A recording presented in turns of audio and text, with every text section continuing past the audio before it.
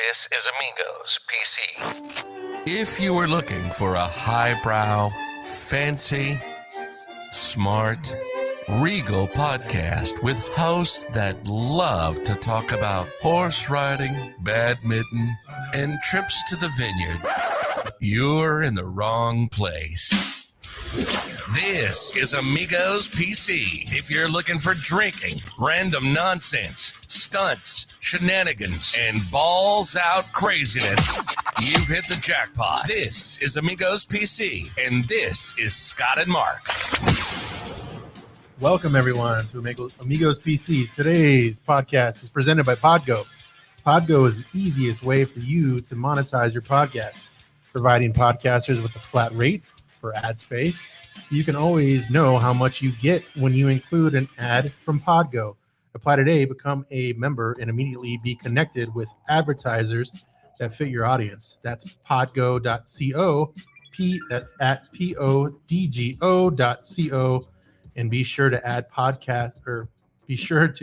podcast in How Did You Hear About Podgo section of the application, which is Amigos PC. Right?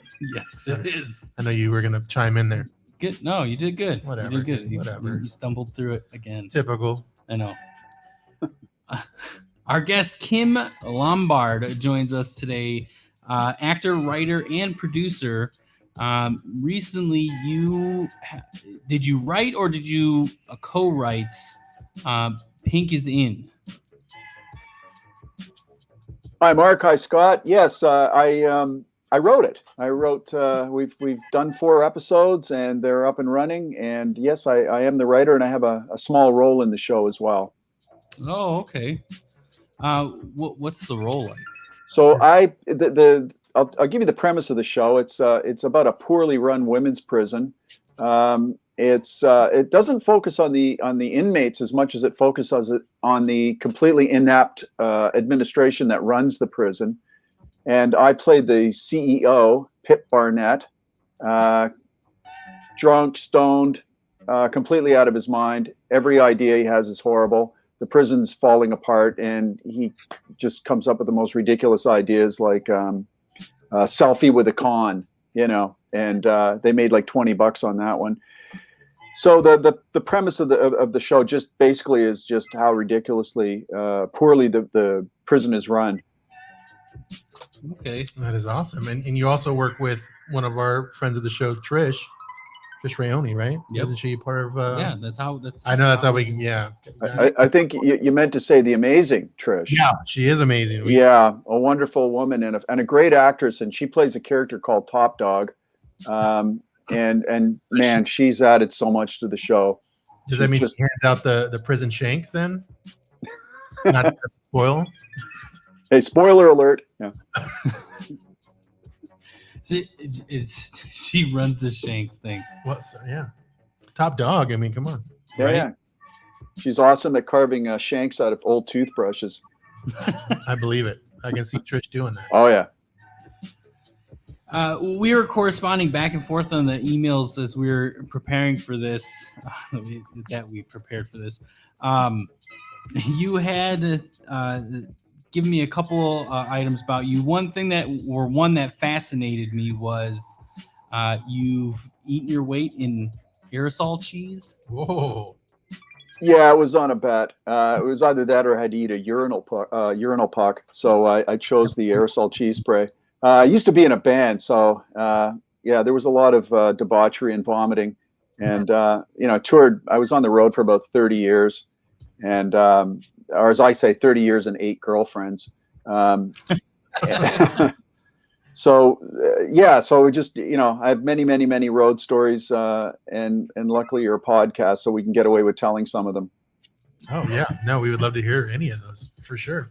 So what bands were you in? Yeah. Well, primarily I toured around Canada. I live just west of Toronto, and so mostly you wouldn't know anything I've done simply because we were here in Canada. But I did have a band in Los Angeles in the 90s called Big Time, and it was a pop rock thing with 2 drummers, and big on the vocal department, kind of along the lines of a Def Leppard. And as with all bands, it eventually imploded because we had, 5 guys living in a 2-bedroom apartment on La Cienega. I don't know how familiar you are with Los Angeles, but we lived on La Cienega at Melrose. So we had like 4 cars, and we had, 5 guys in the band. And of course, the singer always has to have his girlfriend there. So she came down, and of course, she had 2 dogs. So, it was only a matter of time before there was going to be an incredible explosion of egos. And so the band eventually imploded. But it was a good time. Oh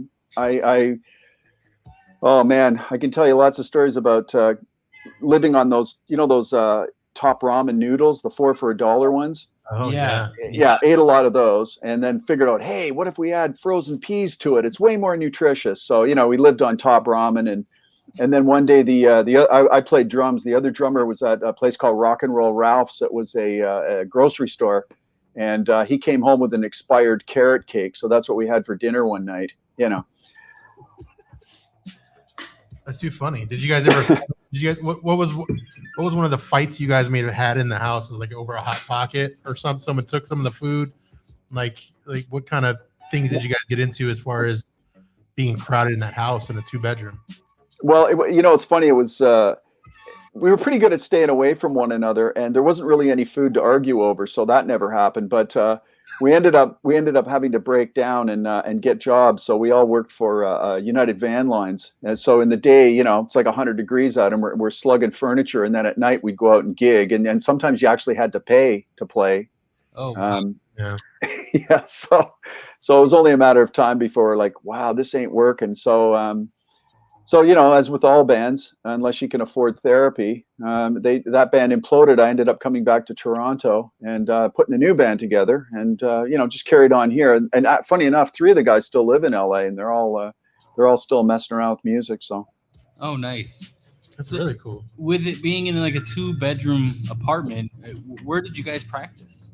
oh, we actually had a rehearsal place. I can't quite remember where it was, but that was a deal too, because I remember one night. So you got to load your gear in, do the rehearsal, and then load your gear back out.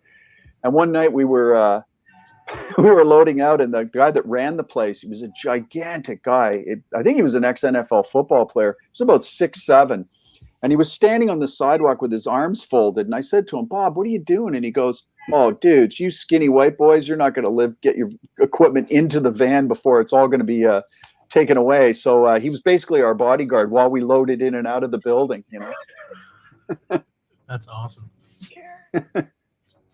So it must have been like a shoddy kind of area. Obviously, 2-bedroom. You guys all had to, cram in there. Oh yeah. Oh yeah. We actually where we lived was okay, but where we rehearsed was, you wanted to wear a Kevlar vest if you could. Gotcha. Yeah. And then you being a writer, so were you writing some of the songs too, or who took that responsibility while you guys were in the band?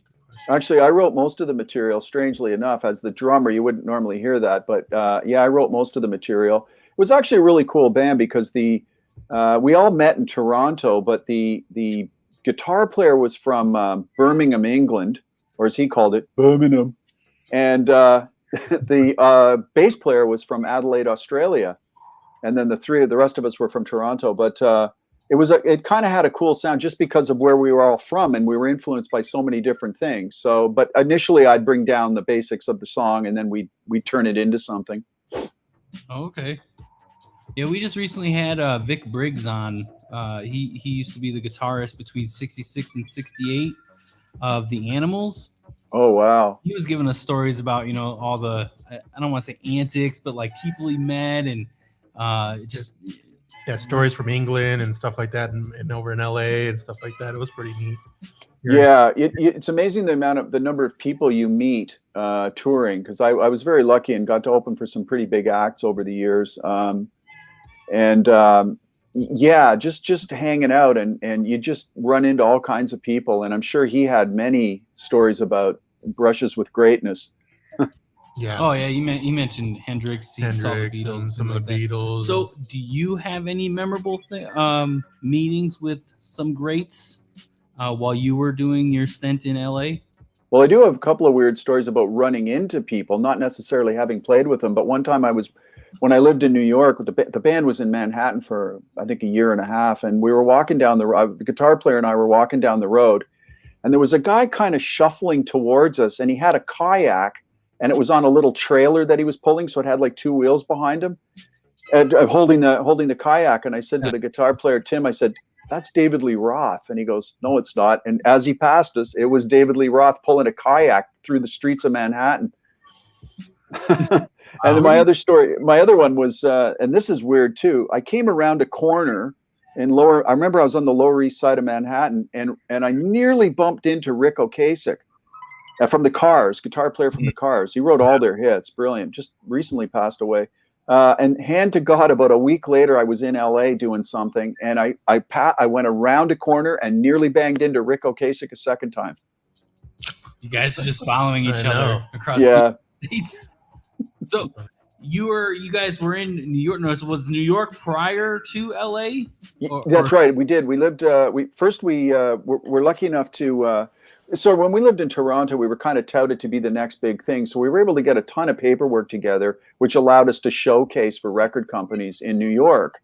And one night we were supposed to have this big management company see us, but they decided to go see this piece of shit band called Nirvana. So they never came to see us. And I remember we were playing we had to play anyway, but they didn't come out to see us. And there was barely anyone in the crowd. And then somebody in the audience, we got talking to somebody in the crowd, and they went, "You guys would do a lot better in Los Angeles." So that's how we ended up packing up and going down there. Oh, wow. Mentioning. So you guys got passed up for Nirvana. Yeah, that was awesome. Like we're like, who the fuck is Nirvana? Yeah.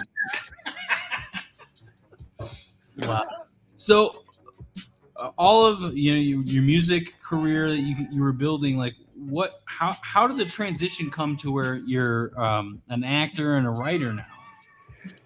Wow, yeah, that's another kind of an interesting story. When I got kicked out of my own band in LA, I lived in my car for about 3 weeks, and then a friend of mine found out I was living in the parking lot at Pavilion in West Hollywood, and he said, "Are you out of your frickin' mind?" He goes, "You're going to get shanked with a toothbrush." You see how I did that? Yeah, another reference. I like it. Yeah, thank you. I'm thinking about her a lot. So anyway, so I'm living in my car, and then he goes, "No, you got to come stay with me, because you're gonna get killed." So anyway, so I stayed with him for a while, and then finally I went, you know what, I think I'm just gonna pack up. So I went back to Toronto, and then I made an album. I bugged a producer. I swear I bugged him for about 18 months, and you can look him up. His name's Rich Chicky, and he's done so many great things. Mostly he engineered Rush stuff. After me, he ended up working for Rush. But I bugged him for about 18 months, and we did an album called Bitter, because that's how I felt. And the CD came out, and I was where was I going with this story? Oh yeah. So anyway, so the CD came out, and of course it sold like 22 copies, so now I'm at the pits of despair a second time. And I get a call out of the blue from a crazy cousin I have in Montreal. And he said, "Listen, I'm starting a company in France, and I need a guy to come over and help me." And I'm like, "Well, what is it?" And he said, "Well, I need you to be a motion capture actor." And I said, "Well, what is that?" And a motion capture actors, they act out video games and cartoons, essentially. So you stand in what's called a boxing ring, and they put triggers all around your body. Mm-hmm. And there's a semicircle of I did it 99 to 2001. So there's a semicircle of these animation guys, and they're telling you, "Okay, now you're running, or now you fall down, or I need you to jump through a window." So it was the most amazing job. I ended up there, like I said, I think almost 2 years. I lived in the French Alps doing this animation thing. And it was the most incredible experience. And I got to do some voice work in the cartoons they were doing. So that was fun. And it was really cool too, because being there for 2 years, I didn't learn more than about 5 words of French, because every time you try to speak French, they say to you, "Well, French is a very difficult language." So they want to learn English. So every time I tried to speak in French, they bust out and try their English. So I never did learn how to speak French, but I did teach France how to speak English. Almost the whole country. Yeah. That explains a lot then. Yeah. Yeah. Man, what an interesting, travels. I mean, it makes me feel like I've done nothing. So I we get- mean, I know you live there, but that's still more than here. Yeah, it was just that one was a lot just luck, but it was really great too because I happened to live halfway up the side of a mountain. So every day I got to ride down the hill I didn't have a car, so I rode a mountain bike, and I'd go down the mountain to work and then grab a coffee on the way down. And then all day long we were pounding espresso. So I was so wired for sound, I could ride up the mountain after work, because I'm just so wired, right? But yeah, it was a good time. Do you know what game, or by chance, or did they tell you what game you were doing that for? Yeah, well, the biggest one I did was a French one, and you can look it up. It's called Largo Winch, and he was kind of this billionaire 007 character that I got to play. And to be honest, I don't even know what happened with it after my end of the job is done. They just package it up and sell it. I don't know that end of the business, but the actual creation and making of the video game was amazing. It was so interesting. I loved doing it. So essentially you had to wear like a wetsuit, like the black suit, and then they put all the little balls all over you? Yeah, that's exactly right. And the way, when I was doing it, it was pretty new technology. So they used to gaffer tape me. I was taped in. And now the suits are way better. But when I did it, there was somebody always fixing the trigger because they would slip and move. There was one on your neck and stuff. So now they're way better. Oh, nice. Yeah, it looks like it was this one that I'm seeing, it was released in 2002. Yeah, that would be it probably. Yeah. The Ubisoft game. That's a big developer. That's a big company. Yeah, it was Ubisoft. Yeah. And it came out for PlayStation 2, GameCube, and the Xbox. Wow. Yeah, it's pretty cool. I'll have to look at it was a great gig for sure. Yeah, I mean, you're just running around and doing what they tell you. I mean, and getting paid, and you're in France, right? I mean, that's even crazier. Yeah. France is a really cool place. Except that it's a kind of place where like restaurants will close for lunch so the staff can go home and have lunch. Oh. Like we always used to say, "Welcome to France. I'm sorry we're closed," because everything was always closed, And then one time I remember talking to one of the French guys, and I said, "Well, what do you mean we can't get these screws? We need it. We were building a studio there," and I said, "Well, I need these screws." And he goes, "Well, the store's not open," and I said, "Well, in North America, the Home Depot's open 24/7," and he goes, "Why?" And then I thought, yeah, he's right. He's right. Why? Why is it? Yeah. I mean, you do hear like over in Europe and stuff, they have those holidays, or they have a lot more easier work weeks than, the North America people as far as working longer. And listen, you're absolutely right. They think we're insane. They're, for example, they would never work overtime, and they would never work weekends. It was unheard of. And so you'd always come in the office on a Saturday. It'd be the American guys, the British guys, the English guys, and the guys from Australia. And all the French guys were at home. They got it right. We're the nutcases working, Yeah, no, that's so true. Did you do any touring while you were there, and like the touristy things of like going to see countries the Eiffel Tower?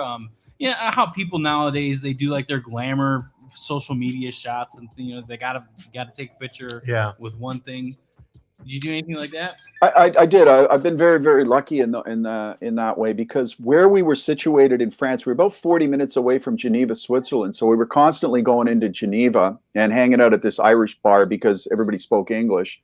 And so I used to go there a lot. But yeah, I've been very, very lucky. I went because we're in the center of Europe, and the flights are super cheap. If you're flying within Europe, it's very, very cheap. So yeah, I was lucky enough to see Stonehenge and lots of stuff in London, England. I'm a big fan of England.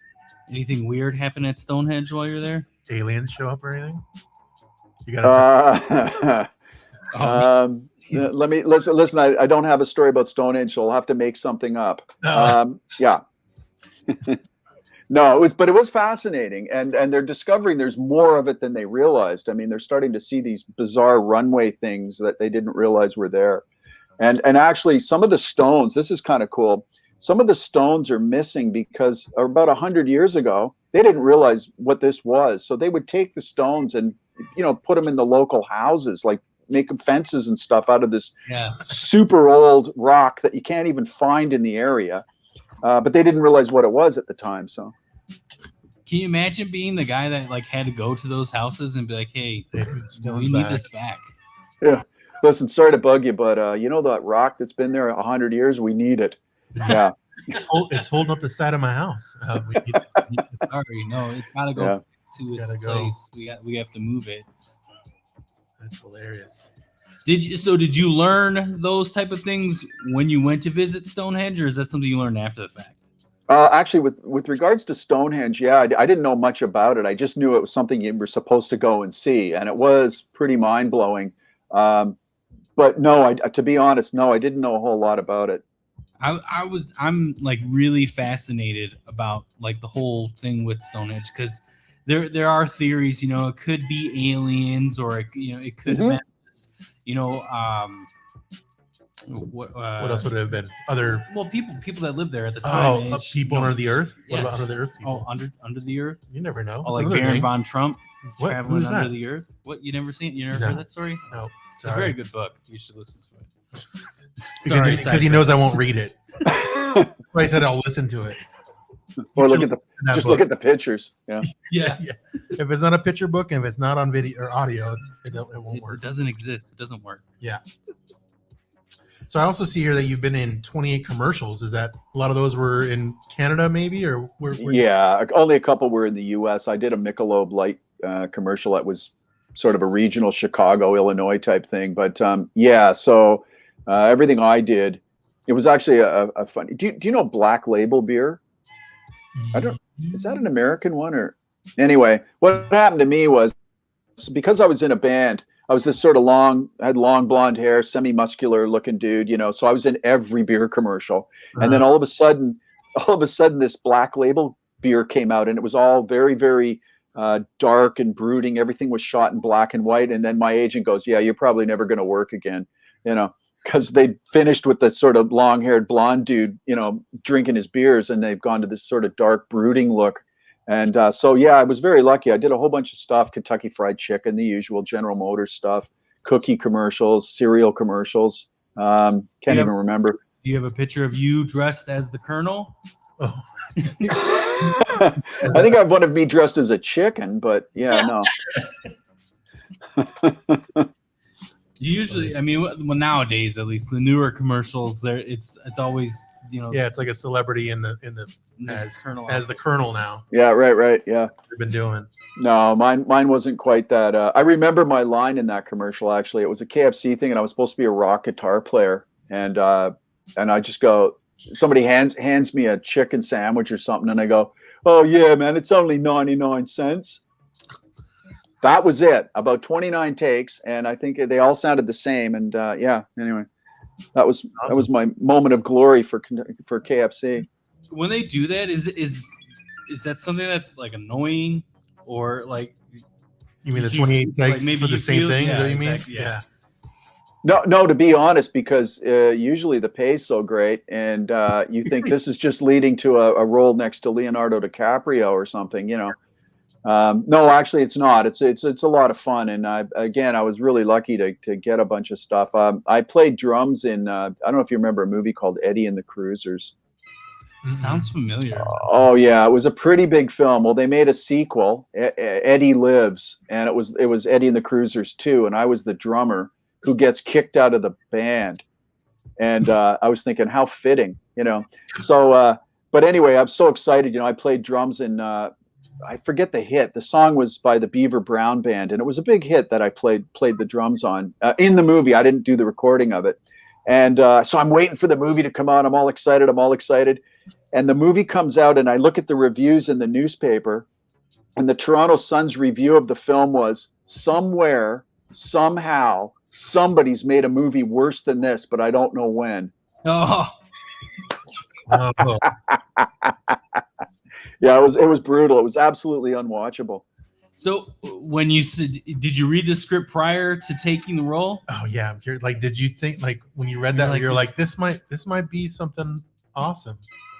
Oh, you hope everything. Yeah, I mean, you truly hope everything is awesome, but you get there and you realize there's a heck of a lot of luck involved, because even if it reads well as a script, there's so many phases it has to go through that it comes out and it's like a turd, and and you're like, what happened from the paper to the finished product, you know?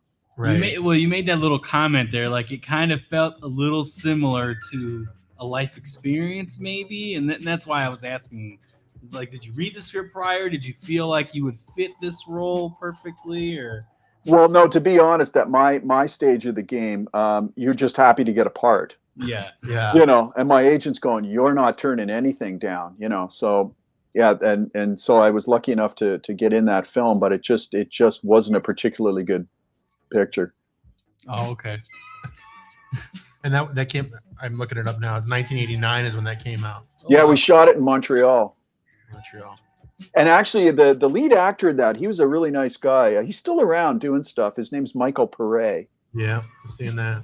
Yeah, you probably see him if you look him up. He's done a ton of stuff, but super nice guy. He was in Gone Girl, or no, Gone. That's a recent movie. I was gonna be like, whoa. Not Gone Girl. That was the Ben Affleck movie, wasn't it? Yes. He was in Yeah. Gone. That's the most recent one. But yeah, Lincoln Lawyer. Yeah. Mm. Yeah, that's cool. He's in Lincoln Lawyer. That's what it says. Yeah. Really? Wow, that's interesting. That's a good film. He was a detective. Yeah, it was a good movie. Oh, okay, yeah. You're Googling. That's I got to be on top, right? It's something like that. Or on bottom? No, that's gross. It's getting weird now. Just Yeah. swap. I mean, Just be quiet. Come on. okay, Move on. fine. All right. So now that we're in the awkward stage of the show, what are we talking about next? Funny.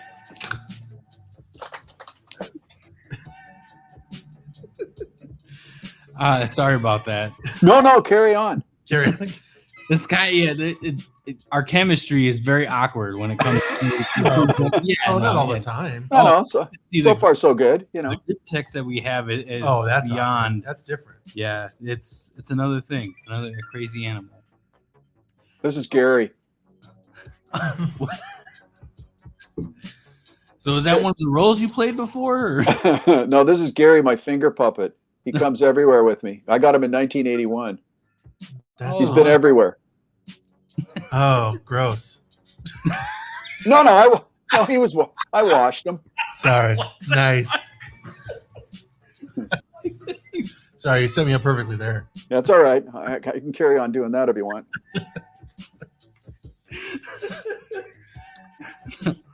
So, with Pink is in. Yeah, let's talk more about that. Yeah. Sure. Yeah. It's a great show.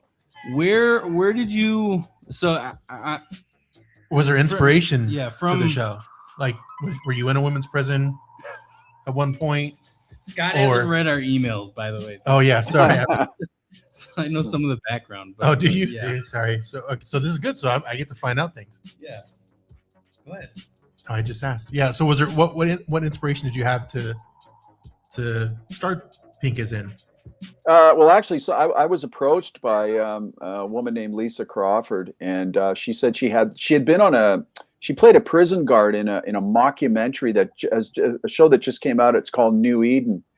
Mm-hmm. And while she was there, she started saying she's a South African woman, and she said that she had never seen a comedy about a prison.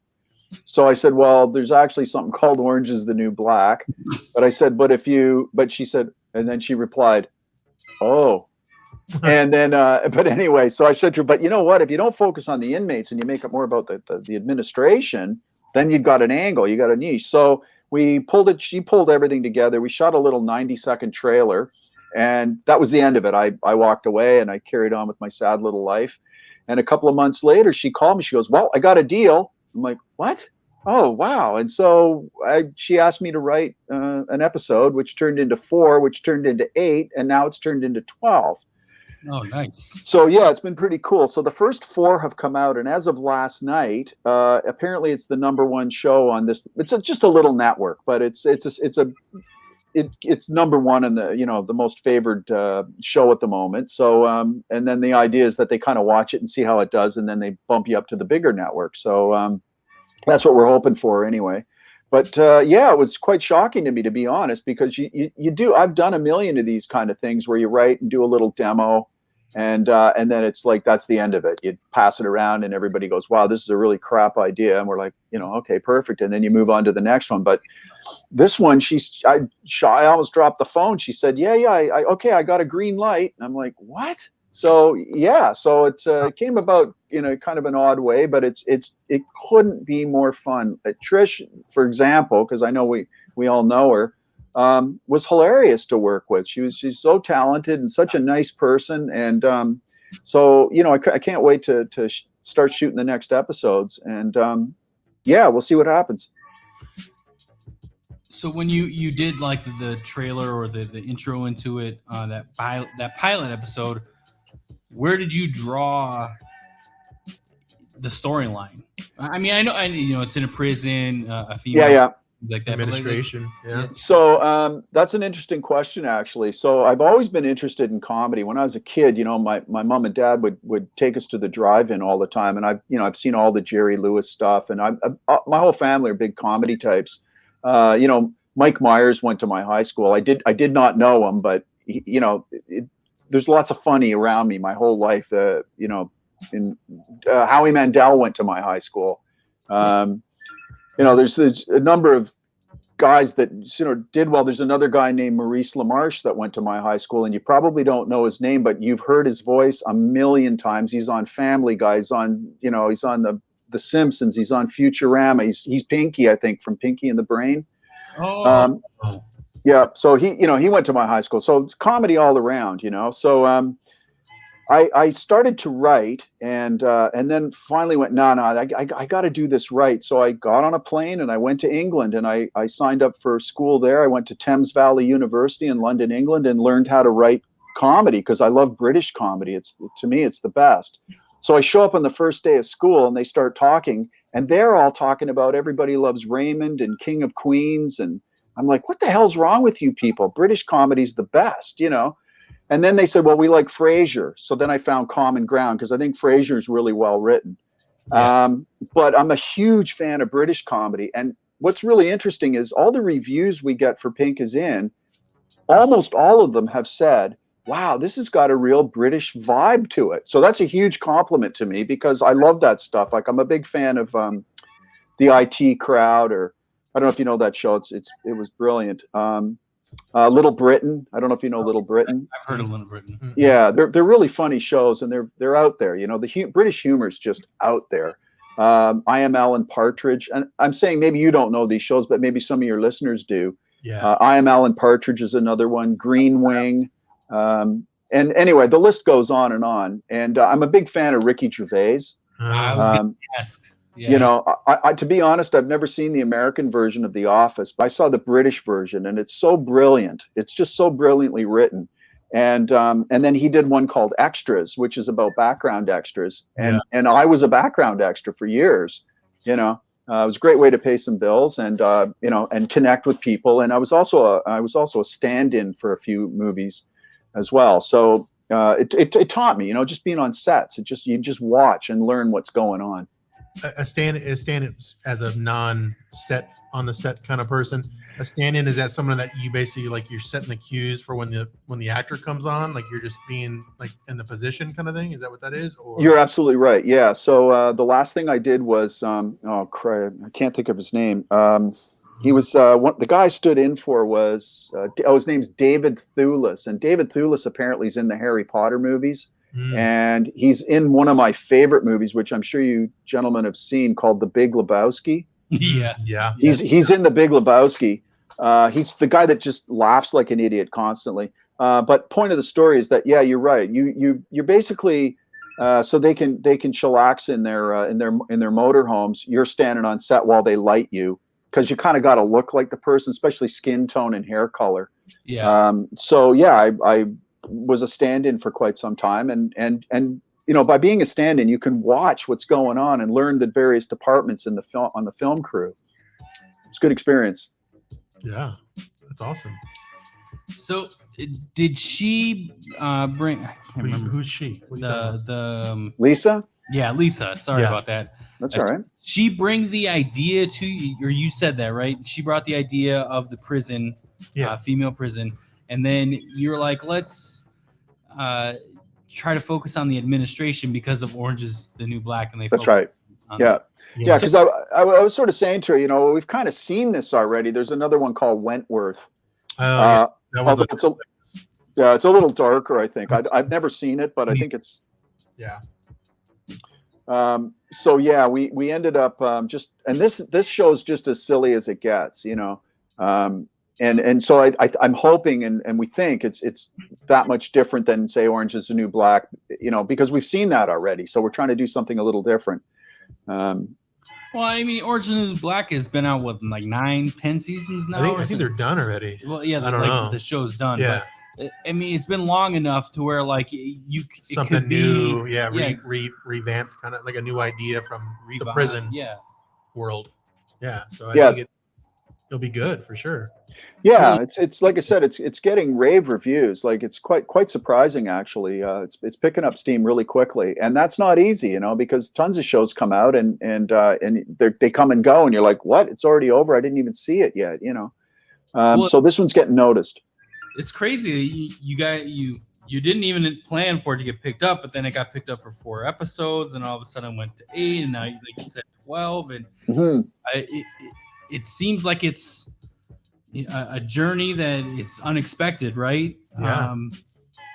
Cinderella story, even. Yeah, well, you know what? It's funny you say that because Lisa Crawford always says it was such an underdog story, and really by rights it shouldn't have happened. But the team was really good. Like the director of photography is a guy just moved to Canada from Texas, and so he came with a different sort of take on things. And it's like when I was talking about my band Big Time. Where you know, the guitar player was from England, the bass player was from Australia, and so with this situation, the DOP comes from Texas, so he's got a different slant and a different take on things. The director is an Israeli dude. He just immigrated to Canada from Tel Aviv, so you know, so that also brings it makes things different because you're getting ideas from all over the place, you know, and makes for a unique sort of look. That's awesome. Is the prison, because unfortunately have not seen any of it, is it taking place in Canada, the prison, or is it in another country? Because I'm just wondering, like, if you get the awesomeness of that, you have all these people from different parts of the world, like, are you getting different feels of how prison life is in other countries? Because that might play into to how it can mold the show too. Yeah, well, actually, that's kind of an interesting point you're making as well, because we actually hired a woman who has her name's Emily O'Brien, and she served time in a women's prison. She was I don't want to spoil the story, but I think she was a drug mule, and she got caught in Toronto. I think I hope I have this right, and she went to a women's prison, maximum security prison. So I referred to her a couple of times for things they're allowed to do, things they're not allowed to do. And she was very helpful as sort of a consultant. And again, that's what, to your point, it helped to make the show different again, you know? Yeah. And everybody, like Lisa Crawford's from Durban, South Africa. She immigrated to Canada as well. So everybody's coming from different areas of the world, and it makes for a more unique vibe. I mean, I just think of it like, because like the prisons here in America, they seem to be, I don't know, for profit, right? Like, it's just like, you know, whatever, you know, they try to put up as many as they can in, and they're just making money on it, and it's all self-made money kind of situation. And then other countries, you see, they just throw a whole bunch of people just in a place, and it's like a community. They just hang out and they all cook there, and like it's a whole nother world in other countries. So I just wondered if like something like that, obviously you can't blend it all together, but something like that basically takes place. Well, we certainly we don't really say whether it's a maximum or a minimum security prison, you know, because you're right, there are different types, and because I'm trying to keep it lighthearted, you know, I don't really delve too much into exactly what the prison is, but the idea is that it is a privately run prison. Nice. Okay. Are there love interests in the show and things like that, or have you guys decided not to go that route? Or I know what? That's the Orange is the New Black. Oh, yeah, that's right. That's what that is. Well, you know, it without, you know, I should hold up a sign that says spoiler alert, but yeah, no, there'll be some kind of interesting twists that come up. A couple of really, really good twists. That's what I'm looking for. Yes, good. Awesome. How so? Because I've had this conversation with Trish via social media when she first started posting pictures and things about like that. As you guys started filming, how do we, being in America, like how do we get our hands on watching it? Well, the way it's working is we have an agency now in Los Angeles they're shopping to U.S. networks. So hopefully it won't be too much longer before it will be airing in the States. I have relatives in England, relatives in Australia, and they're all asking me the same question. So it's just we need, to be honest, we need a few more episodes so that you sell it as what's called a strip. And so yeah, it will certainly play in the US at some point. It's just a little early at the moment. But again, I don't know, I'm not a big computer guy. I think I was telling you I can't even put batteries in a flashlight. So I can, but they're usually backwards. But I think that for your listeners and viewers, if they're computer savvy, the network is called Bell 5 TV1, and it's not a huge network, but it's Bell 5 TV1, and maybe they can figure out how to do it. Yeah. So, well, our listeners are all hackers, so I'm sure they'll figure it out. Yes, that they are. Yeah. They just sit in mine crypto all day and hack TV networks. It's not much else to do at the moment. That is true. That's all. Yeah, for sure. I don't really like talking about COVID, but how, with filming this show, like how has it been writing and filming it with the whole pandemic looming this past 2020, and it's still kind of looming now, yeah, lingering around. Yeah, it certainly is, and yeah, it was challenging for sure. We tried our best to do the masks or the visors, and the rules were, according to the Actors Union, if I'm not mistaken, it's the Actors Union, had to have what's called a COVID, I can't think of the term, but that when you walked into the studio, they would give you a mask or they would take your temperature, just to see you're okay. And we didn't have any problems, but yeah, it did get a little frustrating at times, because every time just before they yell action, they would go masks off, and then he'd yell action, they'd yell cut, and they go masks on, so it was kind of frustrating, but we had such a nice bunch of people that just kind of got used to it, Well, I mean, Canadians, that's what you guys are. Yeah. Somebody walking around set just yelling, sorry. Oh yeah. Nobody does. Listen, nobody does insincere apologies better than Canadians. Right. You can quote me. That's right. Oh, and your buddy's there. Yeah, it's Gary. Don't bug him. Gary, sorry. Forgot his name. So that probably threw the not atmosphere, but like the rhythm off maybe a little bit for like actors that do this on a regular basis, that they're yelling mass first and then action and then yeah, we actually like I said, I guess it's like anything, you get used to it, but good Lord, it's annoying and it's just gone on way too long. Like it's time to try a different approach, Agreed.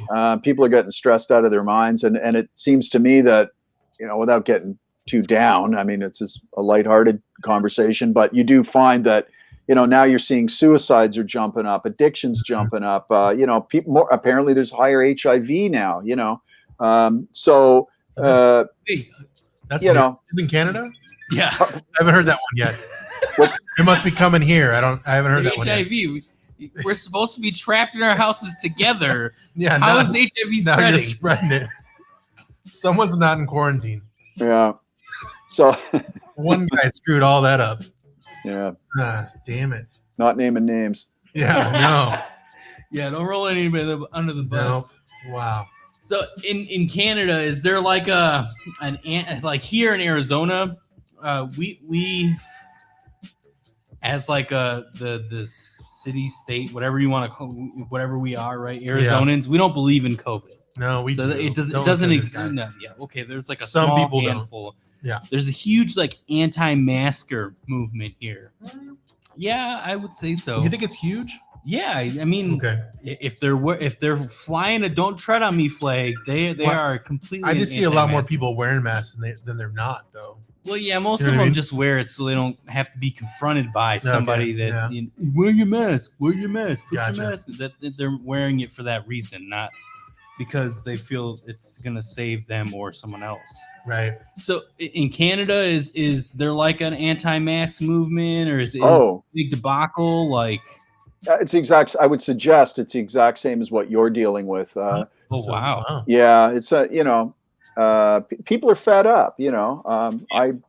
I've got my life down to in such a way that I really don't wear a mask because of the way my life is. Like, for example, now I just pay at the pump when I get gas. So you're avoiding as much as you can putting a mask on at all. And then I got the security guys loving me at Walmart, so I go every Sunday night at 10:30, and I don't wear a mask because they know me. And there's nobody left in the store because it's going to close. So I've adjusted my life in such a way that I'm really not wearing a mask, and the odd time I have to, well, you got to. But yeah, I would suggest that it's just like where you are, and sure, there's a huge anti-mask movement, and people have had enough. yeah. No, I mean, the COVID for the most part has like basically accommodated most of my lifestyle because I, for one, like to avoid people in general. Yeah, I am happy. So with, this helps facilitate that a little bit more as well. Yeah. So you're anti-mask and anti-people, just like me. Yeah. Yeah. I'm realizing we're all realizing ourselves. Yes. Oh no, I hear you. Yeah. I hear you. Every day I stare at a sailboat and think, that's what I want to do. Just sail around the world in a boat by myself. Honestly, I wouldn't be that opposed to it, but I haven't been on a boat long enough to like know if I would really be seasick legs, yeah. Because I mean, I've been on like I'm originally from Wisconsin, and I grew up maybe 2 hours from Chicago. They always have. I don't want to say the ferry. Yeah, it's like a booze cruise on a smaller Of course, boat, it's going to Wisconsin. Yeah, so it basically you pay to drink on the boat for a couple hours and it's unlimited, but the boat goes out to Lake Michigan, like out in the middle of Lake Michigan, so you can see the skyline of Chicago, things like that. So I've done that a couple hours, but I don't know how I would feel like in the ocean, right? Yeah. I haven't been on a boat long enough either. Like a cruise. I've never been on a cruise. I don't think you would feel anything on a cruise. Yeah, it's probably like a big ass moving it's a big ass city. It's a good, and I've heard this too. This is what makes me not want to go on a cruise. It's basically, would you want to take everybody from Vegas with you out to sea for 7 days? When I heard that, and I was like, fuck, man, I don't think I ever want to do a cruise because I can't do Vegas for 7 days. No. Why would I take 7 people or like the whole fucking They have cruises strip for like a weekend. What? So where does that go? Mexico. A week? Oh, well, I don't. What's there? I guess Teletequan. I don't know. Donkey shows. I don't know. Oh. That is it's Tijuana, right? Tijuana, yeah. They stop at the port of Tijuana. What kind of boat cruise is this? Sorry. See, Kim, how we just go off track. Sorry. No, that's quite all right. I was enjoying that topic. We should carry on with that theme. So have you been on a cruise ship? Yeah. Do you want to know something? I've never been on a cruise ship. The only thing I ever did similar to that, and talk about throwing up, it was awesome. I took my car from Leeds, England, put it on a ferry, and went across the North Sea to a place called Stavanger, Norway. And it was the worst crossing. The captain came around when we were docking and said, "This is the worst crossing we've ever had." And all I remember is, those boxes. They're white on the outside and they're sort of silver tinfoil looking on the inside. You put Chinese food and stuff in it. They have them a lot in New York. Anyway, the whole ship was just wall to wall those boxes because you couldn't move without barfing. And they were trying to get you to barf in the boxes, right? And yeah, it was horrifying. It was terrible. But no, never been on a cruise ship. If it's anything like that crossing, I don't think I want to. Did you see that they made a Titanic 2? They are? And it's a cruise ship from New York to England. Really? Yeah. What, you mean like a real ship or it's a movie? No. Like it's a real ship. Yeah. Well, that's cool. I think they'd be safe though nowadays. What? They're going to save. I mean, it's going to go down. You know what? I'll let it's going to go down, but they're going to be safe. Yeah. You know what? That sounds like the first guy said that too. I think this will be safe. Hey, if it's so, we built this so tough and strong. Yeah. We're not going to go through any icebergs. Pay attention. Yeah. Pay attention. How do you miss an iceberg? Like, I don't get. It was Even dark. back then, yeah, I get that. But Well, back then you could probably see the stars better. They should have been better than that. Because not without the pollution and shit. I'm pretty sure the guy that was actually supposed to be looking out was probably drunk somewhere on the ship. He was watching Leo and what's her face banging down there. Oh, that's true. That's what happened. Oh, that's what happened. They weren't on the front of the boat. No, that was later. With I guess. Celine Dion. No, different part. That was the music video. I've only seen Titanic like 5 times. I've probably seen it 5 times. You know what's funny? No, I'll tell you what's funny that you're admitting that. We're open books here. Yes. Completely. No, I mean, that's actually probably pretty close to how many times I've actually seen it. I was a teenager. Yeah. Like high school when that movie came out, and then had a girlfriend, the high school sweetheart, and she's like, I want to go see it, and I'm like, no, I don't want to go see it. So she went and seen it with her friends at first, and then she's like, no, we got to really go see it, and then I ended up having to go see it. So she even seen it more than I did, because I got dragged with her to go fucking see it. Call her later and find out how many times she's seen it. No thanks. That's one, and I don't want to call any of my exes. No thanks. That's right. She's married, and her and her husband are watching it on a tape loop. Yeah, exactly. Yeah, poor guy. So you got off lucky. 5 times. He's at 340 times. He wishes he was on that damn boat. As it's going down. Yeah, exactly. Both that one and the second one, because that one's going to go down too. I'm just checking. I hope you don't mind. I'm just checking hockey scores. It's kind of the law being a Canadian. Oh yeah, no, that's normal. Yeah, that's like football here. Yeah. Oh yeah. So, did you watch this? Do you guys watch the Super Bowl? No, but my buddy. So I do. I think one of the things I sent you was I did a web series called The Drummist, and I wrote all of them. But the guy that plays the drummist, my buddy Bill, he's a huge NFL fan, and he won $3,500. Nice. Oh wow. Yeah. What did he bet on? Pardon me? What did he bet on? Tampa Bay winning, or did he bet on? Yeah, I think he did. I can't remember actually, but yeah, he was just because he was too liquored up when he was telling me.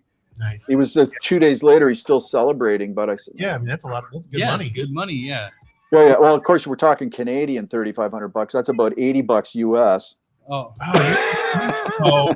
No. I thought you guys' money went down. It was higher. Yeah. Isn't it like 1 to 5 maple leaves? You guys, yeah. How many maple syrups to $1 US? Because you guys have more than it used to be. You guys had more value than us. Yeah, we used to, but no, not anymore. It's I think 35. Let me think. 3,500 Canadian dollars would be. I'm totally guessing here. About 3,500 would be about 2,800 US. Oh, really? Wow. Yeah. So if you come to Canada, it's super cheap for you guys. Oh shit! I'm gonna look there. Yeah, you should. Yeah. Well, it's good strip clubs too. I've heard. Do you have any favorites? Yeah, what's your favorite? Yeah, no, those days are long gone for me. Okay, ask Gary. Gary, what are Hang on, I'll talk to him. Yeah, ask Gary. Apparently his lips are sealed. Yeah. Yeah, no, we did because being in a band, I mean, that's what you do. There's nothing to do. Usually hanging out with the strippers in the day. So no, those days are long gone, Although I still have $5,000 bail money on my American Express card. Oh, nice. Very cool. Just in case of an emergency. Exactly. I mean, you come hang out with us, you might need it. But where are you guys in Arizona? Like the Coyotes play there. We're about an hour away from their stadium. Mm-hmm. We're in the Phoenix metro area, but we're the Coyotes are in Glendale. Suburb. We're in Chandler Gilbert area, which is where it's a suburb of Phoenix. That's where we live at, and we're near Phoenix, where everyone knows, kind of thing. And that's where Vince Fernier lives. Who's Alice Cooper? Oh yeah. Is that his real name? How funny! Yeah.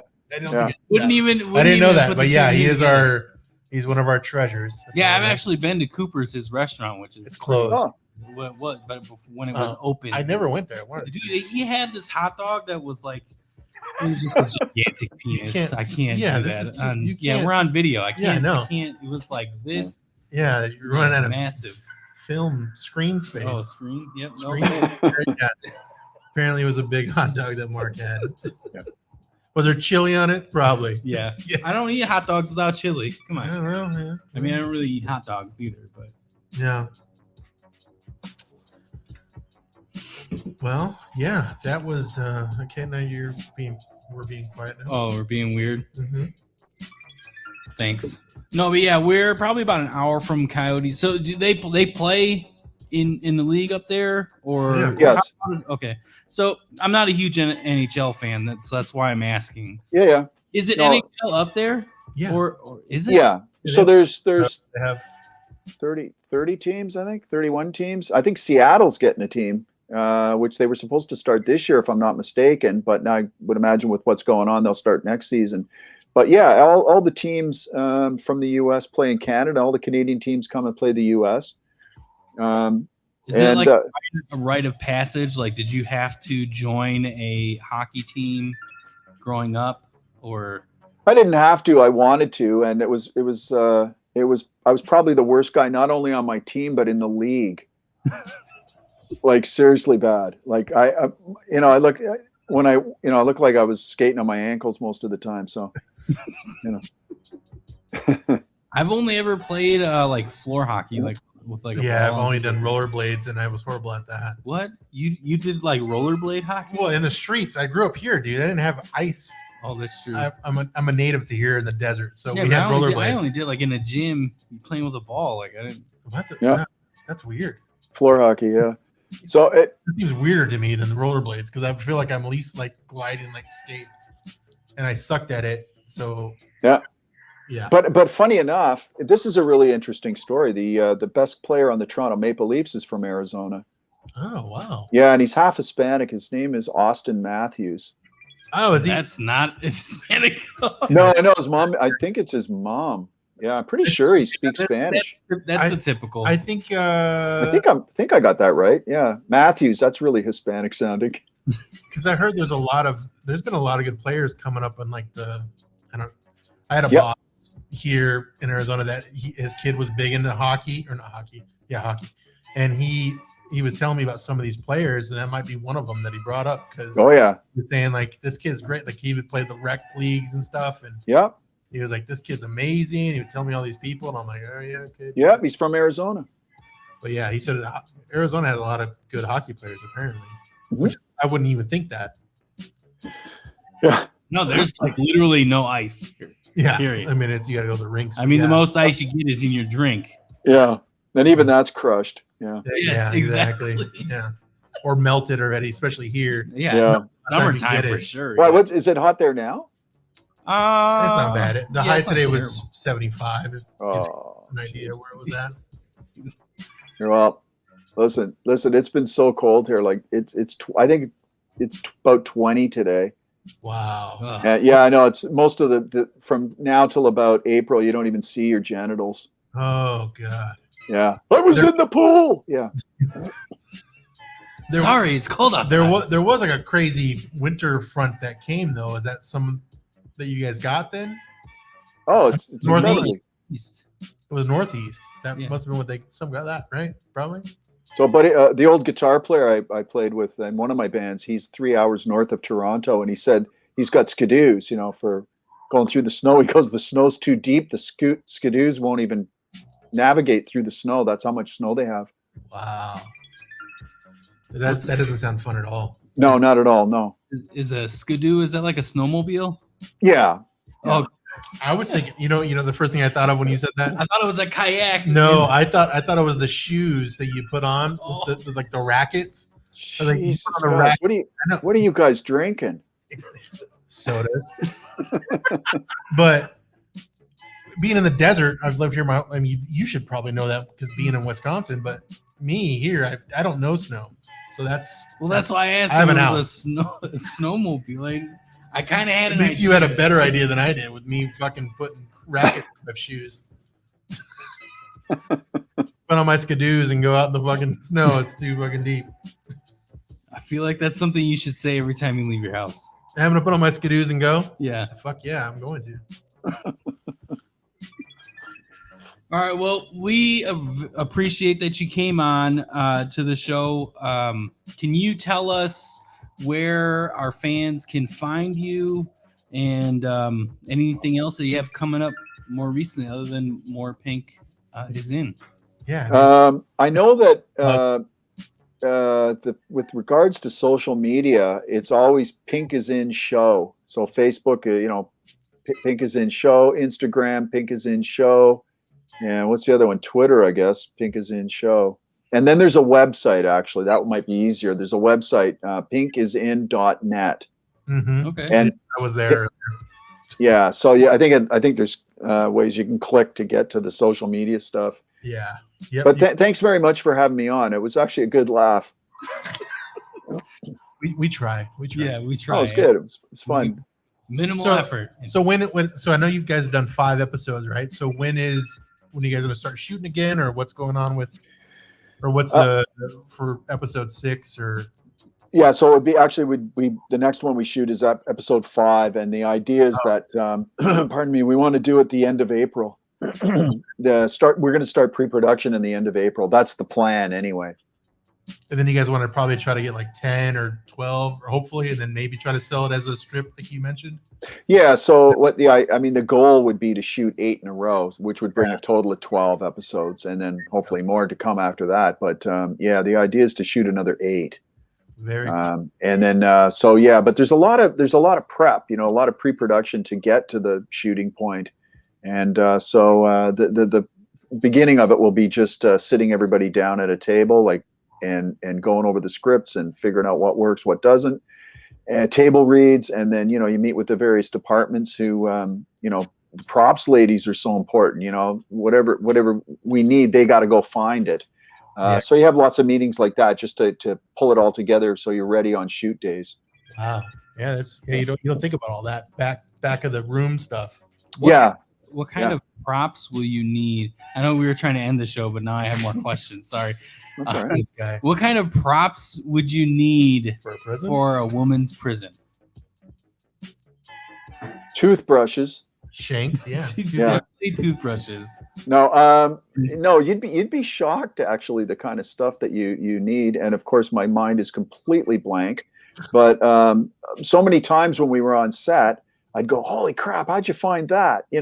One of the things that was funny is that the 2 of the prisoners escaped, but they're carving guns out of bars of soap, and we had to find a guy that could actually whittle soap and make it look like a gun. We put shoe polish on it, and it looked really great, but it's something you had to source. You got to find a guy who knows how to carve soap, this sort of thing. So, wow, yeah, you wouldn't even think awesome. that's a thing. Now, yeah. How many guns did he make? 3. He made 3. We had 1 backup. So during the scene, it looked like they're carving the soap, and then it cuts sort of to later on, and the guns are already assembled. It was it's things like that you think are super easy, and then of course they're not. You got to find how to do it.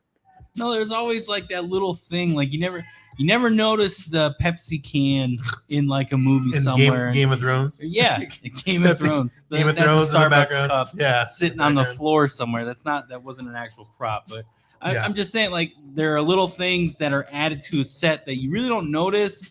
And unless you really like the show, and all of a sudden you're like, oh my god, like I didn't even know there was a Tampax box over there in the corner. Yeah, setting some of the scene, building the scene. Did you say that because of the women's prison? Yeah. Fuck.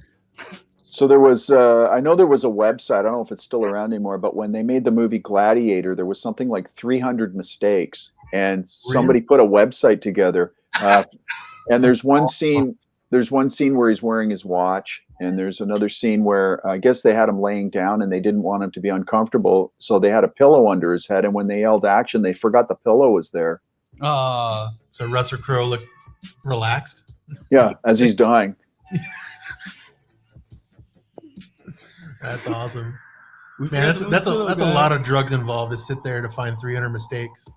You know what I mean? Like you're watching a lot to find, oh, that doesn't look right. That's not accurately right. They didn't have No, you know what it was? It was Mark's ex-girlfriend made her boyfriend go to see that movie 300 times. Damn. That chick is one of Good your exes. callback. Thank Nicely done. Nicely done. you. Okay. All right. Let's wind it down. So Yeah, again, Gary's thank back. you. Gary's back. Thank you for coming on. Well, thank you for having me on the show. Yes, Kim, thank you, sir. Yeah, it was good laugh, and it was a pleasure meeting both of you. Yes, Thank you as you. well. And when you guys have the season 2 premiere, we'll fly out to Toronto and hang out with you guys. Man, you're more than welcome. There's space here, Yes. and our beer's a little stronger. And I like the challenge. Don't tease me with it. I know. Yeah, it's wow. And let's make sure it's not in the winter because I don't have my toboggans, my racket shoes. Well, then cancel your flight. Because it's always winter. It's always winter, yeah. Damn Canada. Rent the skidoos there. Skidoos. All right. All right, Kim. Well, thank you, buddy. And Yeah, Mark. hope to talk to you again soon. Thanks so much. Thank you. Thanks, buddy.